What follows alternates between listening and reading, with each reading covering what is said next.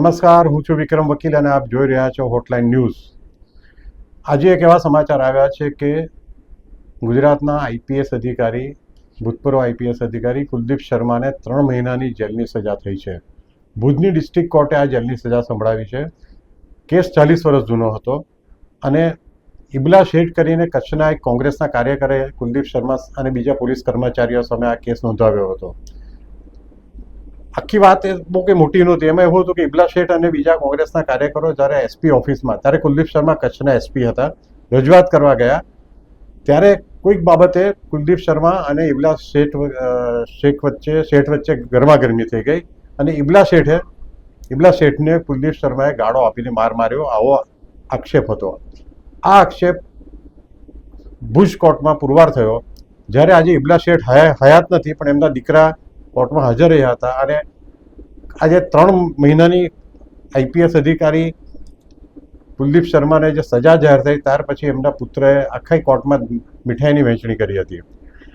કુલદીપ શર્મા ઉપરાંત એમની સાથે સહ આરોપી પીએસઆઈ બિશ્નોઈ અને બીએન ચૌહાણ હતા, પણ એ બંનેના મૃત્યુ થઈ ગયા છે.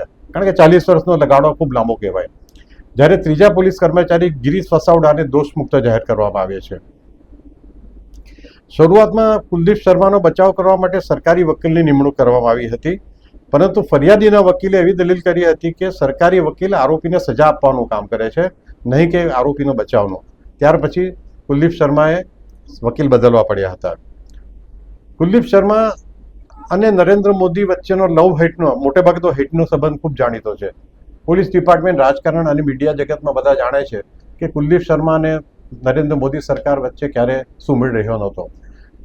જ્યારે કેશુભાઈ પટેલ મુખ્યમંત્રી હતા અને હરેન પંડ્યા હોમ મિનિસ્ટર હતા, ત્યારે કુલદીપ શર્મા ટોપમોસ્ટ પર રહ્યા હતા.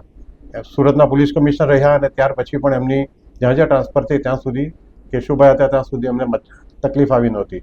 ત્યાર પછી નરેન્દ્ર મોદી મુખ્યમંત્રી બન્યા અને સ્વાભાવિક છે કે એમની પાસે લિસ્ટ આવી ગયું કે કેશુભાઈની ગુડ બુક્સમાં કે હરેન પંડ્યાની ગુડ બુક્સમાં કયા કયા આઈપીએસ અધિકારી હતા, અને ત્યારથી ટકરાવ ચાલુ થયો.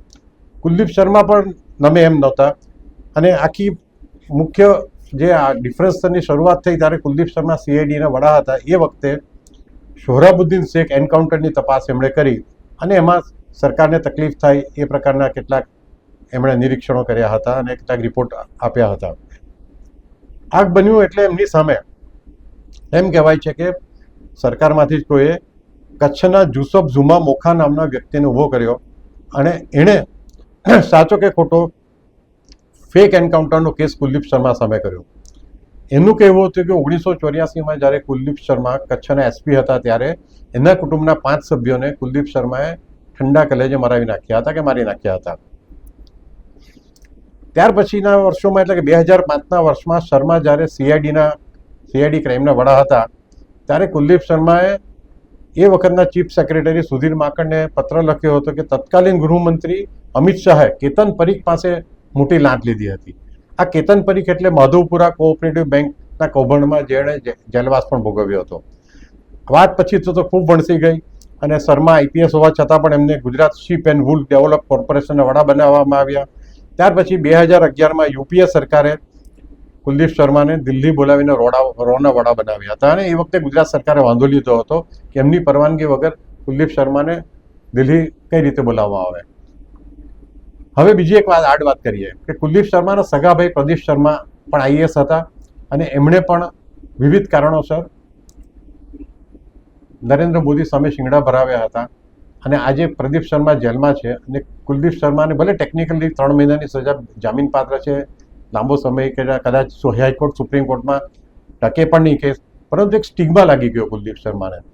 હવે આપણે આ કંઈક તો સૂક્ષ્મ રીતે ઓબ્ઝર્વ કરીએ આખી વાત, તો ઘણી એવી ટીકા થાય છે કે ભાઈ જે આ કેટલાક અધિકારીઓને સામે કેસ થયા છે, સંજીવ ભટ્ટ ધારો કે જે પણ હમણાં જેલમાં છે ફેક એન્કાઉન્ટર અને અફીણ પ્લાન્ટ કરવાના કેસમાં, આ બધા ભાજપના ટીકાકાર રહી ચૂક્યા છે અને એટલા માટે એમને ટાર્ગેટ કરવામાં આવે છે.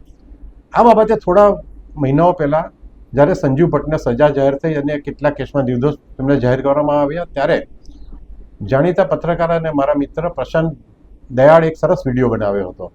એમણે બહુ સાચી વાત કહી હતી, જે વાત સાથે હું 100% સંમત છું કે તમે જો ખોટું કરતા હો ત્યારે તમને સરકાર તમારી પર તપાસ કરીને તમને સજા ફરમાવે કે કોર્ટ સજા કરે તો વિક્ટિમ કાર્ડ ખેલવું જોઈએ નહીં.